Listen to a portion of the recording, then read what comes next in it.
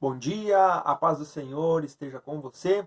Estamos iniciando mais um devocional da manhã no livro de Provérbios. Então, que você possa ser abençoado pela palavra. Se você está aqui pela primeira vez, eu te convido a se inscrever no canal e também estar comigo de segunda a sexta-feira. Nós estamos aqui estudando o livro de Provérbios e falando sobre prosperidade financeira, espiritual e também na família. Então seja muito bem-vindo e que Deus abençoe você em nome de Jesus. Vamos então à leitura do capítulo 29. Nós vamos seguir então aqui a partir do versículo 14, então, de Provérbios, que diz assim: Se o rei julga os pobres com justiça, seu trono estará sempre seguro. Aqui nós temos nesse versículo aqui mais uma vez uma alusão à questão da justiça, principalmente de um rei que tem poderes sobre uma nação ou sobre os moradores de uma nação. Quando esse rei é justo, o povo se alegra, o povo é abençoado e o povo prospera, inclusive os pobres que estão dentre aquele povo. Mas se o rei ele é injusto, principalmente com os pobres, ele acaba fazendo com que aquela nação se empobreça cada vez mais. Então é um grande prejuízo quando uma nação tem um rei ímpio que não age de forma justa. E principalmente para os pobres isso é muito prejudicial. Versículo 15 diz: A vara da correção dá sabedoria, mas a criança entregue a si mesma envergonha a sua mãe. Sabe quando você não consegue controlar uma criança? Aquela criança faz e acontece, como a gente diz no português aí, bem claro, né? Faz o que quer, faz aquela birra, aquela mãe se joga no chão. Isso aí traz vergonha, por quê? Porque não foi disciplinada. A gente vai falar um pouquinho mais a respeito disso na frente. Versículo 16. Quando os ímpios prosperam, prospera o pecado. Olha só que interessante isso aqui. Quando os ímpios prosperam, aqui está falando de prosperidade também para quem é ímpio, ou seja, o ímpio é aquele que não crê em Deus, não crê na palavra, não se preocupa em obter sabedoria, para ele tudo é festa. A maldade é festa. E ele acaba prosperando também. Só que olha o que diz aqui, que quando o ímpio prospera, o pecado também prospera junto com ele. O que é o pecado? O pecado é coisa ruim, né? O pecado é desobediência às leis de Deus. O pecado prospera também quando o ímpio prospera, só que o resultado está aqui, ó, olha só. Mas os justos verão a queda deles. Ou seja, quando o ímpio prospera, lembra que eu comentei em alguns devocionais e o livro de Provérbios nos fala muito isso, que quando a gente quer buscar prosperidade financeira, principalmente de forma ilícita ou desonesta, cedo ou tarde a gente vai perder tudo aquilo que a gente ganhou de forma desonesta.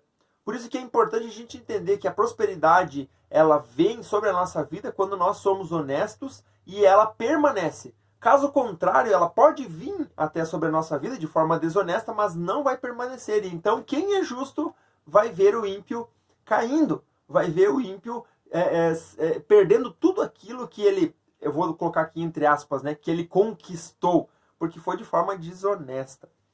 Versículo 17. Discipline o seu filho, e aqui está o complemento que a gente leu ali no versículo 15, né? Discipline seu filho, e este lhe dará paz, trará grande prazer à sua alma. O contrário aqui no versículo 15 diz: a vara da correção dá sabedoria, mas a criança entregue a si mesma envergonha sua mãe. Está falando aqui simplesmente de disciplina.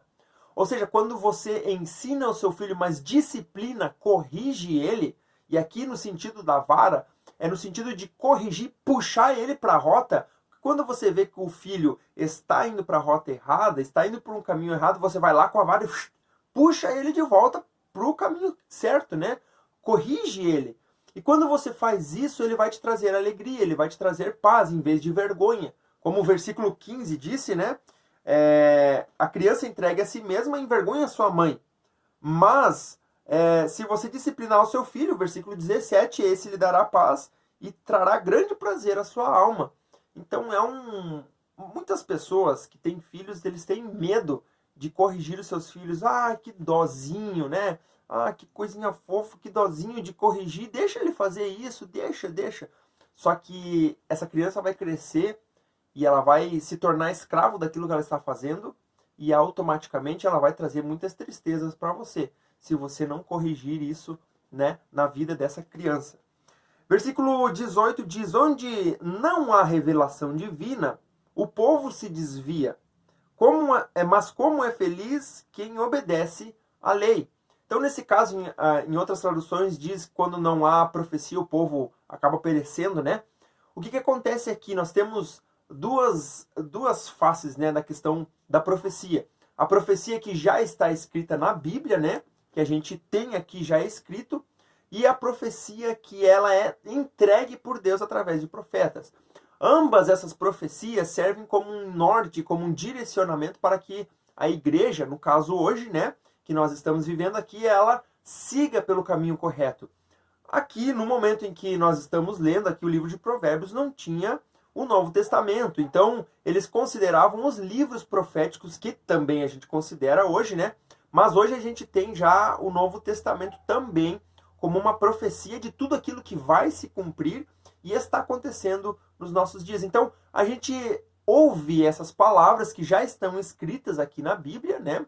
Para nós, o Antigo Testamento e o Novo Testamento, e também a gente dá ouvidos aos profetas que são usados por Deus. É lógico, aí a gente precisa sempre cuidar de quem está trazendo essa profecia, porque a gente precisa cuidar daquilo que está sendo falado e colocar à prova se aquela profecia realmente vem de Deus ou não. Mas os profetas e a Bíblia trazem profecias para que a gente possa estar sob a direção de Deus e vivendo sobre a vontade de Deus para a nossa vida, né? Versículo 19 diz assim: meras palavras não bastam para corrigir o escravo. Mesmo que entenda, não reagirá bem. Esse versículo ele é um pouco controverso, porque ele está falando na questão pontualmente do escravo, né? Hoje a gente já não vive mais, pelo menos na nossa era aqui no Brasil, a gente não vive essa questão da escravidão como ela era antigamente, né? Mas o que ele está querendo dizer é que um escravo, e aí eu quero trazer um pouco de uma forma mais contemporânea para a gente entender isso. O escravo, ele, mesmo que receba uma orientação, ele está sob aquela condição e ele não consegue entender. Então, por exemplo, quando uma pessoa é escrava de um vício, eu vou dar um exemplo aqui bem claro para você. Quando ela é escrava de um vício, mesmo que alguém chegue e diga para essa pessoa que é ruim, que é prejudicial aquele vício, ela não vai entender. Com palavras, você pode falar, como diz, né? Entra por um ouvido, sai pelo outro. Essa pessoa não vai reagir. Então, basicamente, o que esse versículo está querendo dizer aqui, que às vezes é necessário uma ação, uma atitude. Por exemplo, vamos supor que alguém fuma, né? E aí ela tem esse vício e é escrava desse vício, gasta horrores de dinheiro com isso, está destruindo a sua própria saúde. Você vai lá e fala, avisa com palavras. Mas quando a pessoa está escrava daquilo, ela não entende. Ela não consegue perceber. É como se ela estivesse cega. O que você vai ter que fazer? Vai ter que fazer de alguma forma de tirar aquilo de forma, vou usar aqui o termo, forçada. Você precisa agir. Tem que ter uma ação. E aqui justamente o que esse versículo está dizendo é que algumas coisas não é só na palavra que você consegue resultado. Mas na ação. Você precisa fazer alguma coisa. Ir lá tirar, tomar, fazer alguma coisa que resolva a situação, tá bom? Então é mais ou menos isso que esse versículo quer dizer. Versículo 20. Você já viu alguém que se precipita no falar? Há mais esperança para o insensato do que para ele. Olha só que interessante isso aqui. Aquela pessoa que se precipita no falar, que não tem paciência, que não tem calma, ela é muitas vezes pior do que o insensato. Porque o insensato ele já está nessa condição. Só que quando uma pessoa é precipitada no falar, ela vai além da insensatez. Então a gente precisa entender muito bem que se a gente adquire sabedoria, a sabedoria ajuda-nos a falar de forma comedida, a controlar as nossas palavras, falar na hora certa, falar aquilo que deve ser falado e não falar o que não deve ser falado. Por quê? Porque quando você fala algo precipitadamente, você já decretou aquilo. Se você determinar alguma coisa, você ordenar, por exemplo, alguma coisa para alguém fazer, precipitadamente aquela pessoa vai agir. Só que depois você vai ver o resultado ou a consequência. E se você falou antes do tempo, que era para ter falado, você pode gerar um problema e sair no prejuízo. Então, por isso que é melhor a gente, às vezes, parar, analisar a situação antes de sair falando. Isso aqui serve para aqueles apressadinhos, né? Que já sai falando, não pensa nas consequências das suas palavras, né? Então, não seja precipitado no falar, mas fale na hora certa aquilo que é certo. Versículo 21. Se alguém mima seu escravo desde jovem, no fim terá tristezas. Esse caso aqui é bem interessante, porque a gente volta agora na questão dos escravos, né? Um escravo, quando ele nascia, né, numa casa ali do seu senhor, ele nascia sob a condição de respeitar o seu senhor como uma autoridade sobre ele.